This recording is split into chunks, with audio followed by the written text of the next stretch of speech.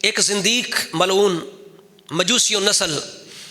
امریکہ میں بیٹھ کے ابو بکر و عمر کے ایمان پر بات کرتا ہے، حسن اللہ یارے، اور افسوس یہ ہے کہ ہمارے بڑے بڑے مناظرین اس کے چینل پہ جاتے ہیں اور ایسے گفتگو کرتے ہیں جیسے کوئی فقہی مسئلہ ثابت کیا جا رہا ہے، یعنی اخبار احاد پر بحث شروع کر دیتے ہیں۔ وہ اللہ کے بندو، ساری زندگی تم اصول پڑھاتے رہے ہو، تمہیں اتنا پتہ نہیں ہے یہ ایمان کا مسئلہ ہے، ظنی مسئلہ نہیں، قطعی مسئلہ ہے، قطعی مسئلہ ہے۔ عام بندہ مومن جس کا ایمان مشہور ہے، جو بظاہر میں مسلمان ہے، اس کے ایمان پر اعتراض کرنے کے لیے قطعی ثبوت چاہیے۔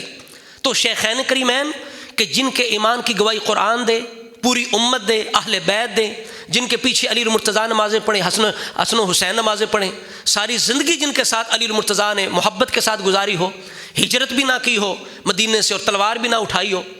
جن کی تعریفیں بیان کی ہوں، جن کے دشمنوں سے دشمنی رکھی ہو، جن کو اپنے سے افضل قرار دیا ہو،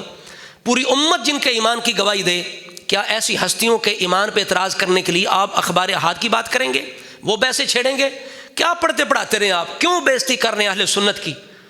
اور اپنے منصب کی کیوں بے عزتی کر رہے ہیں؟ اس لیے میں کاظمی سید ہو کے اہل سنت کا ایک ادنا سا خادم اور طالب علم ہو کے میں اس ملعون اور زندیق کو چیلنج کرتا ہوں، ہم تیرے چینل کے محتاج نہیں ہیں، اگر تیرے اندر صداقت ہے تو میرے اس کلپ اور میرے اس بیان کا جواب دے، کلپ کی صورت میں جواب دے، کلپ کی صورت میں، ٹھیک ہے نا؟ اگر تجھے شوق ہے ہمارے ساتھ بات کرنے کی تو ہمارے چینل پہ آؤ، اگر تم نہیں آ سکتے تو پھر ہمارے جواب دو ہمارا، اس لیے کہ تیرے پاس آئیں، ہم محتاج ہیں تیرے،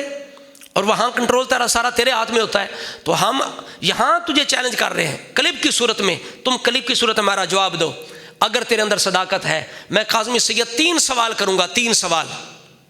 سوال اس پہ کروں گا، کوئی جواب لے کے دے۔ پہلا سوال یہ ہے کہ کسی کے ایمان کی بات کرنی ہو تو کیسی دلیل چاہیے، قطعی چاہیے یا ظنی چاہیے؟ پہلا سوال۔ اور دوسرا میرا سوال یہ ہے کہ وہ کون سی قطعی دلیل ہے کہ جس کی بنیاد پر کسی کے ایمان پر اعتراض ہو سکتا ہے، یعنی کون سی وہ قطعی ثبوت، قطعی دلالت دلیل ہے؟ مثال کے ذریعے سے سمجھاؤ، بتاؤ لوگوں کو کہ قرآن کی آیت ہو تو ایسی ہونی چاہیے، حدیث ہو تو ایسی ہونی چاہیے، یہ قطعی ثبوت بھی ہے، قطعی دلالت بھی ہے۔